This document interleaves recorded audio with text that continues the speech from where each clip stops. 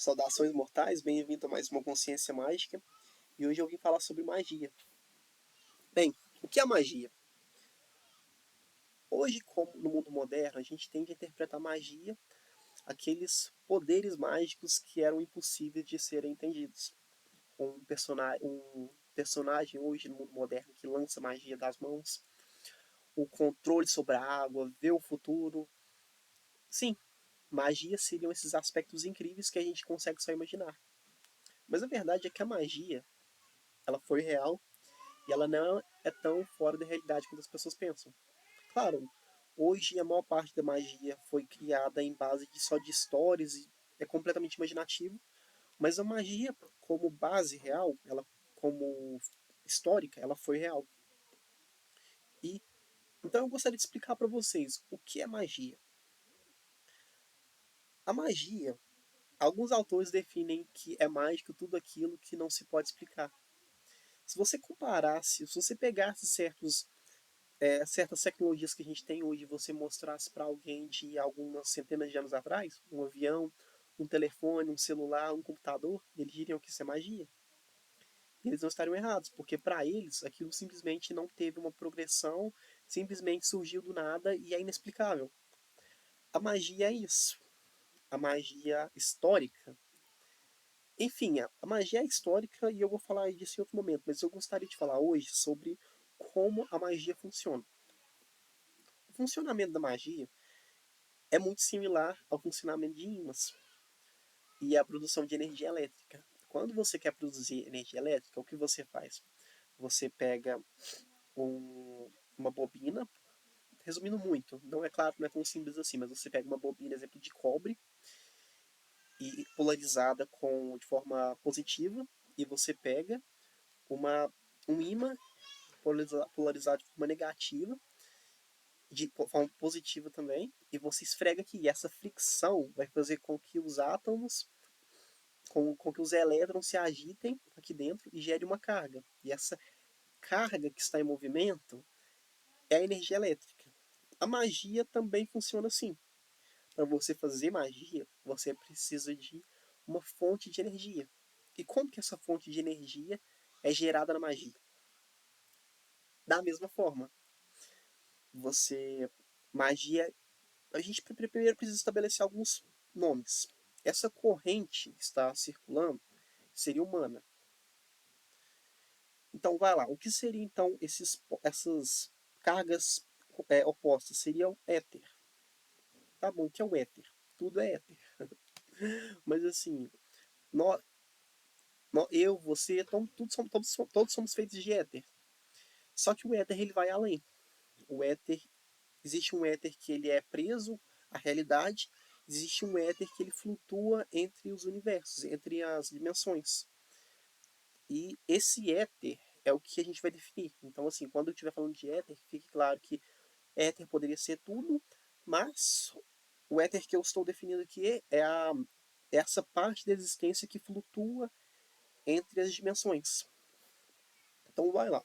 Quando você pega uma matéria de outra dimensão, você está pegando um éter de outra dimensão e está pegando aqui. Ou seja, se você de alguma forma, o que é na maior parte dos casos impossível, conseguir viajar a um dos submundos e pegar uma pedra do submundo, e você pegar uma pedra do nosso mundo e você pressioná-las, seria como se você estivesse colocando ímãs um contra o outro. E essa reação esses dois elementos que em seus mundos naturais não simplesmente seriam neutras, você fazer essa fricção, você geraria mana. Então, éteres opostos geram um fluxo de mana. Mas a mana em si, por si só, ela não tem uso algum. Vai gerar algumas flutuações ali entre as dimensões, mas o uso do mana se torna interessante quando você adiciona um ser vivo. Por quê? Porque nós, como seres vivos, nós temos a capacidade de conseguir direcionar essas flutuações de éter como energia. É como se fosse energia elétrica. A energia elétrica do mana, bruta, seria como se fosse uma descarga elétrica, Mas se você não tiver uma geladeira, se você não tiver um equipamento para usar, se torna inútil. Energia elétrica solta é simplesmente um raio. Qual é a necessidade de um raio? O raio não vai te secar o seu cabelo? Não, você vai te fritar. E a mana bruta seria basicamente isso, seria essa energia incontrolável. Mas, aí que se torna interessante. Como se torna o uso dessa energia de forma prática? É aí que surge a magia. A primeira forma de surgimento da magia provavelmente foi certas criaturas que manipulavam ela de forma inconsciente, como os dragões. O fogo dos dragões, por exemplo, não era apenas, o fogo dos dragões e a forma com que ele fluía não era apenas não era apenas físico. Existia essa capacidade etérica, porque, como eu já expliquei anteriormente, os dragões eles eram essas criaturas que nasceram no nosso mundo como dinossauros e eles foram levados ao submundo. Lá já aconteceu isso, deles serem opostos. E claro, com o tempo eles se adaptaram a esse mundo, mas assim, sempre tiveram essa essência do mundo que eles vieram, mesmo os descendentes deles.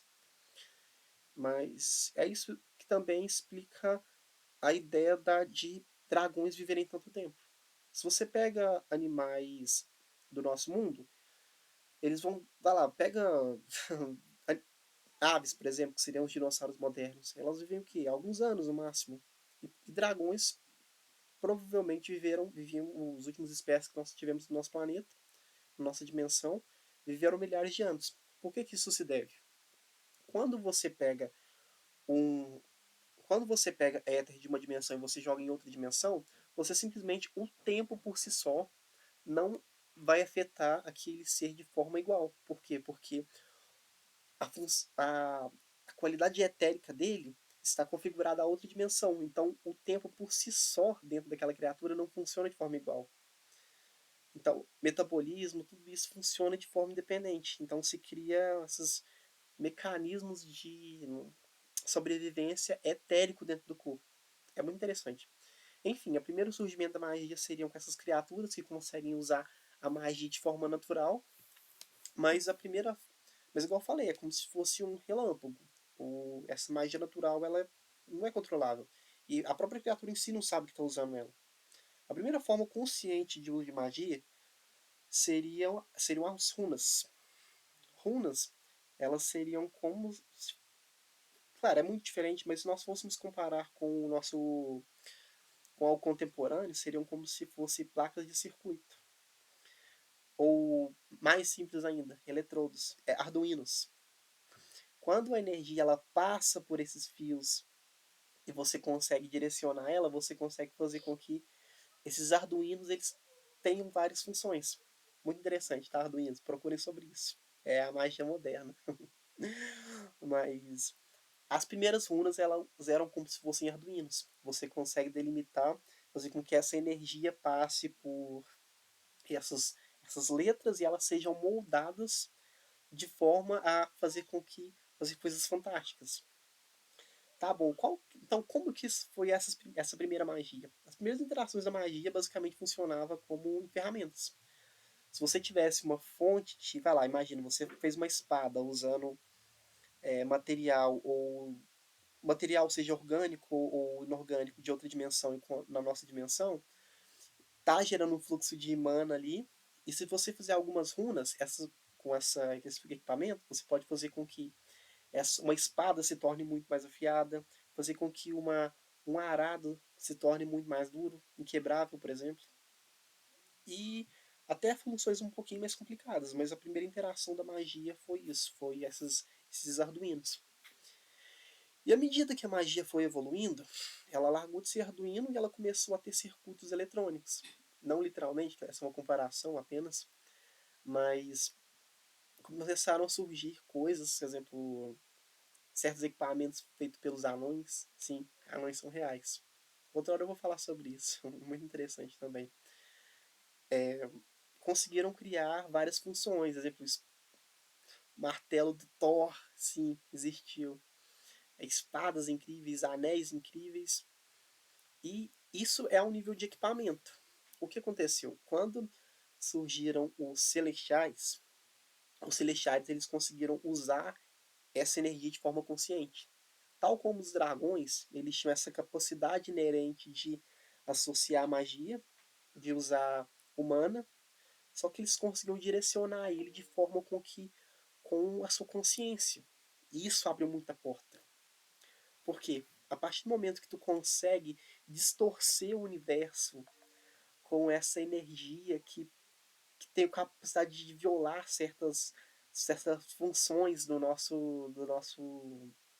nossa física, eles têm muito poder. Claro, muitos não conseguiram explorar tanto, muitos celestiais, muitos bruxos, entre aspas, feiticeiros, eles conseguiram apenas tacar raio das mãos, conseguir fazer fogo das mãos, mas alguns conseguiram chegar em pontos que são incríveis. O que seriam esses pontos mais incríveis?